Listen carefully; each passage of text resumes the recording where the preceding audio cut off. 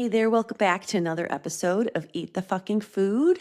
I am here by myself today. We're doing a little snack size episode, and today we are going to get into the diet myths that you might still be hanging on to. We're going to debunk them, and you're going to learn why dieting doesn't help things, especially in midlife. But first, if anything I say here today resonates with you, if it finally clicks, if something in your heart reaches out and goes, I need to change the way I think and I talk about food and I think and I talk about my body, I want you to go to my website, KristinCollinsHealthCoaching.com, and get on the wait list for my next masterclass, which will be an Eat the Fucking Food masterclass where we're going to dig into debunking a lot of diet mentality, as well as I will teach you how to eat up to your needs. We are going to talk about maintenance calories, something I talk about a lot and realize people don't really understand how wonderful it is, what it is, and how to do it in a way that's just not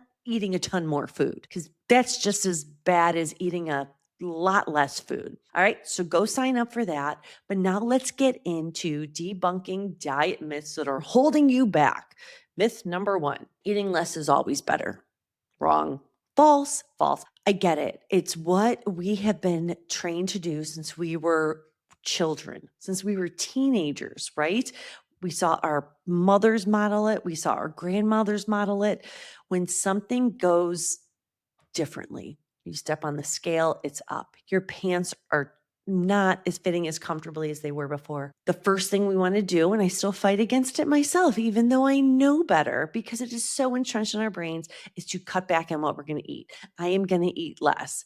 But the truth is, chronic undereating trains your body to slow down. The less energy you give your body, the less your body wants to move, the less it wants to burn calories. Your body is smart and it wants to protect you. Train your body to slow down when we eat, so we eat less. Your body's going to hold on to fat. And remember, body fat is just stored energy. Start thinking about it like that it's energy your body has in case of emergency, right? Instead of something that we always have to be trying to fight and get rid of.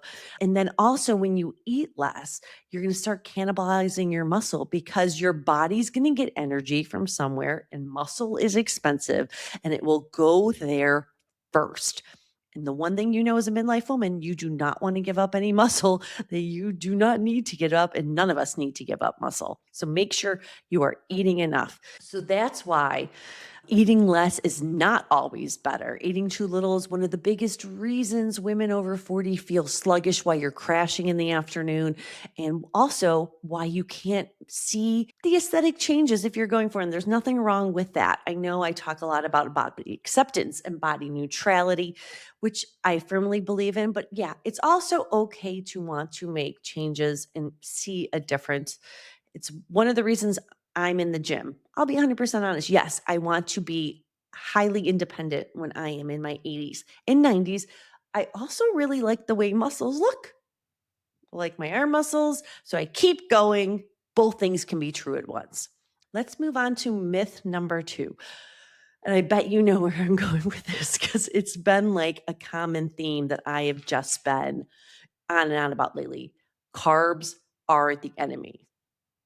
Also false. You know, carbs, carbohydrates are your body's preferred source of energy. It is the happy macro. It helps you get through the day. Your brain alone needs 125 grams a day. Just your brain. Just your brain. So if you're not eating carbs, you're not thinking right in so many ways, not only from a diet standpoint, but just your quality of your cognitive powers. They're going to suffer if you are not feeding your body. Carbs give you energy for the day. The less you eat, same thing. Your brain runs on glucose, baby. Carbs are glucose. Cutting carbs too low leads to brain fog. It leads to fatigue. It leads to cravings. Yeah, your undereating is why you're also grabbing those chips and those cookies and in the afternoon or well after dinner. When you fuel your body appropriately, carbs are what we should be eating the most of. Things get better. All that stuff goes away. Carbohydrates also support your hormone function. Your thyroid needs the right amount of carbs to do all the magical things it does, especially in midlife. Carbs support your stress response. And let's be honest, perimenopause, the menopausal transition, midlife, taking care of your work, your kids, your parents, having social time, there's a lot of stress going on. Let's not add more to it by not having any carbs because the water they contain makes the scale go up a pound or two. All right, so let's go with that. Carbs are your best friend, baby. Let's start eating more of them. Myth number 3, and this is one we haven't really touched on. So I'm excited to talk about it now. Myth number 3 is if the scale isn't moving, you're doing it wrong. Now, if you listen to my last episode with my client, Laura, we talk about how the first 12 weeks working with me in Game On Nutrition, the scale's not going to move. We are not going to let it move. And a lot of women get freaked out by that when we first talk. Why? Because we are learning how to eat up to our needs. And when women come in, even if they think they're eating well, so far I've yet to have one client at any time be eating more than their body needed at the moment. A lot of women, we are working to get them up. So the scale is not going to move, but changes are absolutely taking place. The scale just measures your gravity on this earth. It doesn't measure your worth, your kindness, your soul, your value. It is how much gravity you have on planet Earth. And just because the scale isn't moving does not mean good things aren't happening.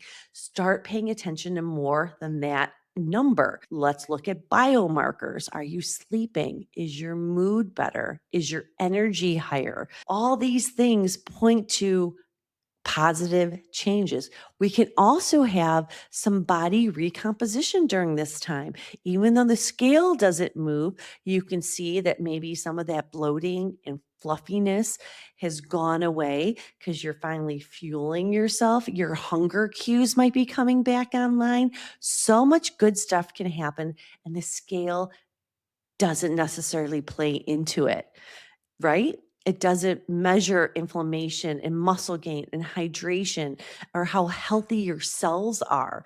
It's just one data point, and a data point that can be useful, but we also have to take it with a grain of salt. It is just one little measurement in the grand scheme of your health. So let's stop trusting the scale so much and let it go. Good things can happen, and the scale cannot move at all or move just very little. It's not a report card. It's just a freaking scale. All right. Myth number 4. You just need more willpower to be successful. How many times have you said that to yourself? I know I've said it to myself. Oh, I just got to do more. I got to try harder. I'm just not good enough. I am failing. Willpower is a myth. You know what changes things? Consistency, baby. It's just showing up even when you don't want to, building those habits.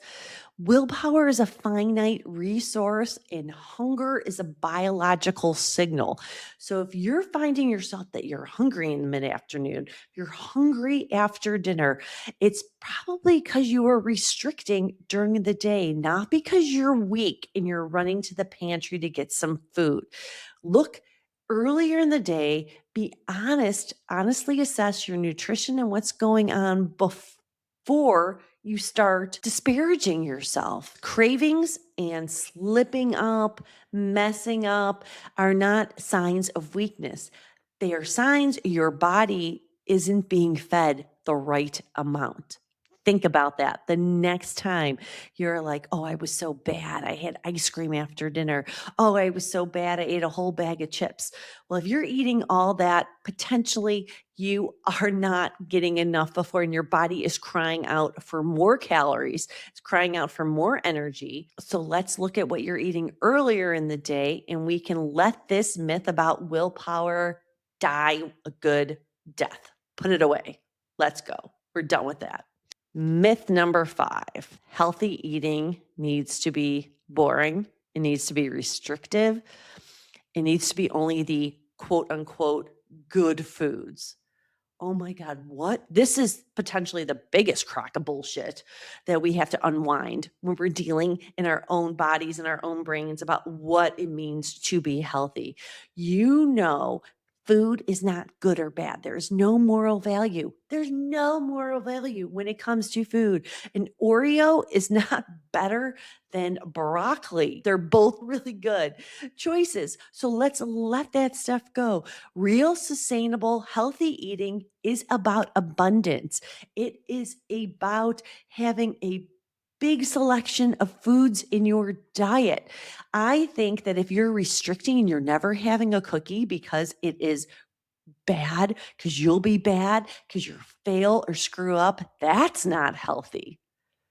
The cookie could be and often is the healthy choice. Start changing the way you think about that, and it is amazing what it will open up, how it will free you in order to be really healthy and build that balanced plate.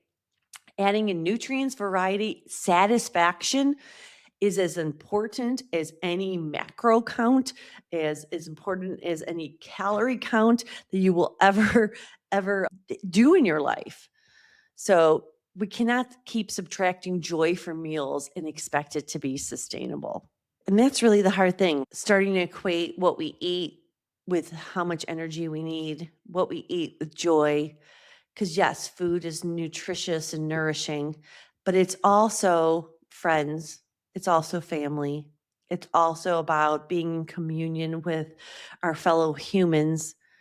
It should be delicious. It should make us feel good and not bad. So if any of these stuck out with you, I want to know. Can you, if you're watching on YouTube, put a little comment under the video. If you're seeing a clip on Instagram, let me know which of these diet myths you've been holding on to. What do you need help letting go of? Because this is really the first step. You know, women come to me and they want to make changes, and they right away, we talk about food. We talk about quantity and quality. We talk about all the macronutrients. We talk about why protein is so important, why you need healthy fats, why carbohydrates, as we've touched on already, are a must and a gift and a blessing. But a lot of we talk about is what's going on up between our ears, how we're thinking about food, how we think about ourselves, how we feel when we eat certain foods, and letting those judgments, those harsh thoughts about your body and what it actually needs, how much it actually needs, is truly the first step on your health journey. I want you to know you're not alone. Every woman that comes to me, we go over these things. Like I said before, I'm educated in all this. I know what to do, and I still struggle because when you've been thinking a certain way for decades, give yourself the grace of time to let those thoughts go. It is worth it. So that's debunking some diet myths. And that is the end of our episode today. Short and sweet, a little snack for you today. Thank you for joining me. If you get a chance, please rate and review this. And like I said, reach out to me on social media through my website, Kristin Collins Health Coaching. Get into that masterclass, Eat the Fucking Food. We're going to get into it personally. You get to ask questions. I will help you with things you're personally struggling with. It's going to be a great time, and I hope to see you there. And you can sign up on my website. Have a great week, and I'll see you next Tuesday. If something in this episode hit a nerve or made you feel relieved, defensive, or strangely calm, that's not random. That's decades of diet noise loosening its grip. You don't need more rules. You don't need more restraint. You need permission, education, and repetition until your body believes it's safe to eat. Every episode is designed to help you understand your body, fuel it properly, and stop negotiating with food like it's a moral issue. Share this episode with the woman who's always starting over tomorrow. And if you're ready to keep on learning this together, hit subscribe and stay with me. Your hunger was never the problem. I'll see you next time.